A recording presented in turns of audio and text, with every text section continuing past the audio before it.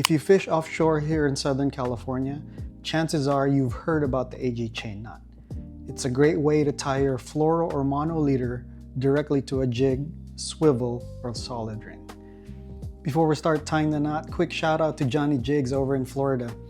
That's where you can pick up this quick chain knot tool. This tool was designed by Chad Busiere from Coast Jigging.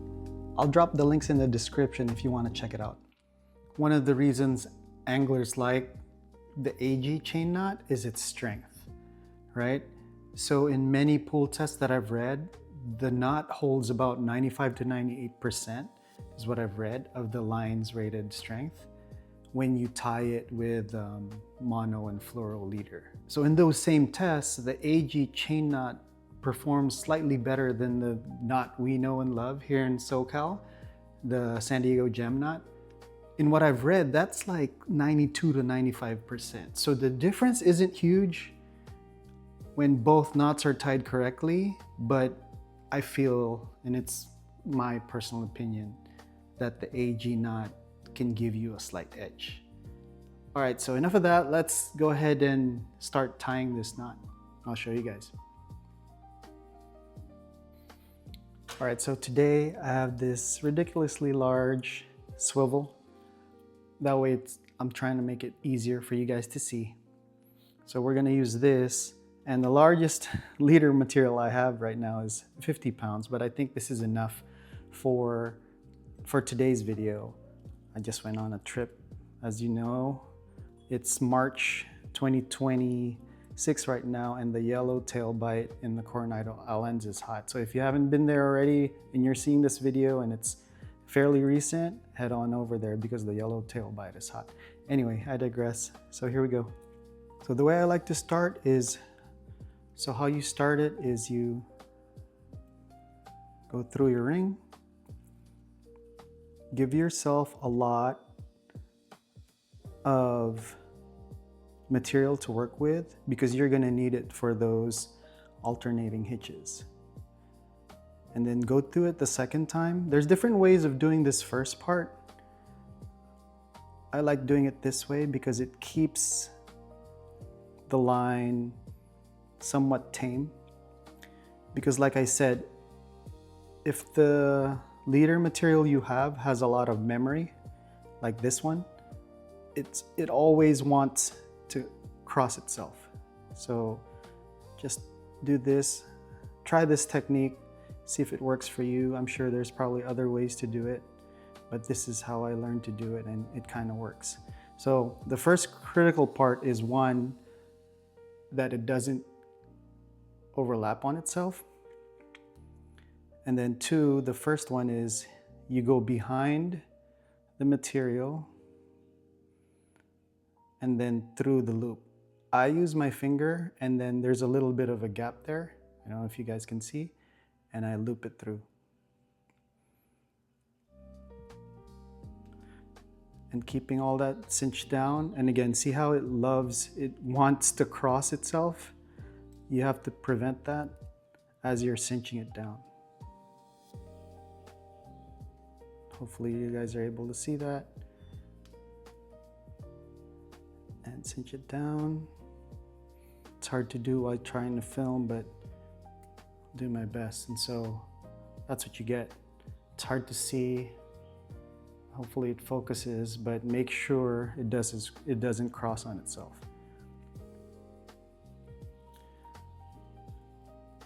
So put some tension on that. And you should get, and I'll show you that initial illustration, you will get this part, right? This initial part right here. Okay. Okay, now that's cinched down, now we can use the tool. It in, and this is how you load it. One loop here. And normally I kind of bring this closer to my chest for leverage, but for this video, kind of just have to do this. Make sure it's in that first rubber piece, nice and snug, so it's tight. And I just kind of like put 2 or 3 loops around the tool. You want this nice and tight because you're gonna cinch on this main line here. And then after that, 1 or 2 loops around the second rubber section here.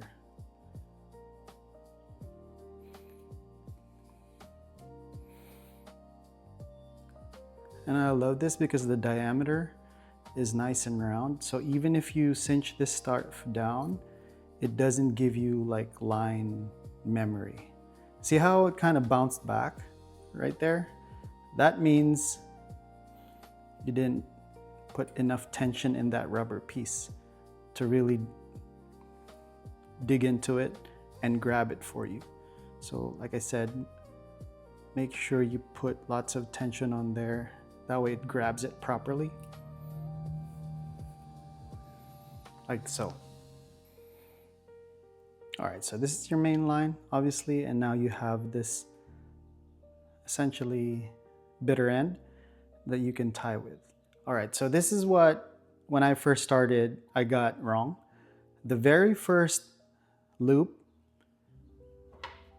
as you can I think it's easier to show here, is since you have this bitter end going this way now, the first loop will always be going this way, right?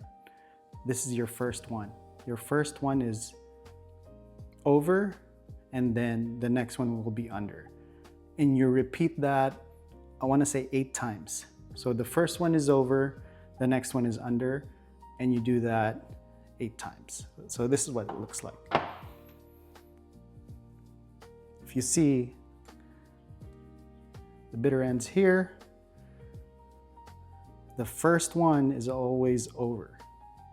If you have it oriented like this, the first one's always over, and then instead of going this way with the tension, you kind of want to go in this angle.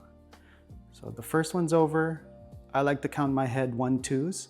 So this is your 1 over, and then the next one is under. So that's your 2.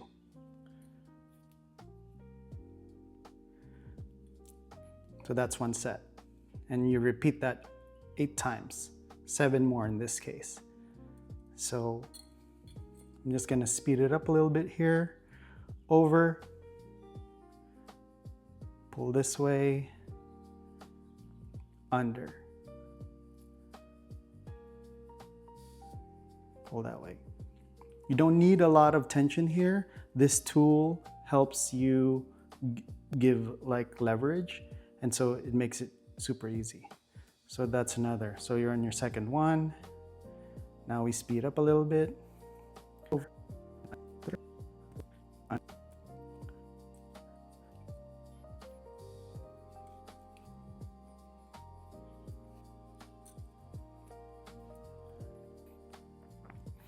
All right, so that's a total of 8.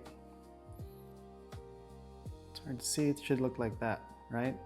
And for illustration purposes, it should look like that. The over and under alternating half hitches produces this pattern, right? It should look like that. Again, the strength of this knot isn't on how you cinch on each individual one, but it's more of a total. And the final part would be giving it tension this way. And so this is how I like to finish it. At this point, all you have to do is really cut that. And depending on who you ask, some guys like to burn that end and give it kind of like that mushroom tip. I like that, but also recognize that it isn't always possible. If you're like me and you're tying from a PWC or on a sport charter boat, it's windy, I don't recommend having any flame next to there, especially when you're outside on the weather deck. If you're pre-tying, by all means, just go ahead and cut it. Like in this case, I'll show you. Grab my cutters here. Just cut it right at the end.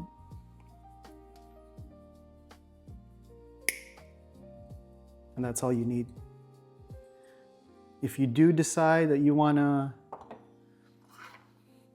burn that end to make you feel a little bit better about that knot, in this controlled environment, you can go ahead and do that just right at the end, and then give it that press, and that compresses that. At that point, it's softer. It compresses it and makes it flare out like that and gives you a little bit of insurance. To me, also, what I like to do is I like to lubricate the knot when I'm done, and also give it a good pull. And I'm talking about the main line here, this way, right? You want to give it that final tension and pull it going this way.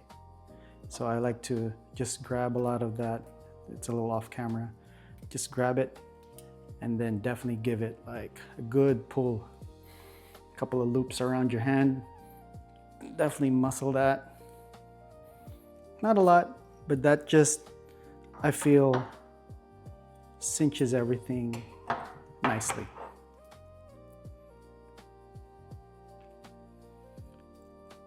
Nice clean knot for your terminal. All right, so if this helped you out, please do me a quick favor. Hit that like button, subscribe to this channel. It helps me more than you think, and it keeps this content coming. Now, the biggest thing I want you to take away from this video is quite simple. When you make those loops around the terminal tackle, don't cross those lines. Keep everything clean and aligned. The second those lines cross, you weaken the setup and increases your chances of a break off. Take your time and stay consistent. Clean loops equals that stronger connection, and I appreciate you watching, and I'll see you in the next one.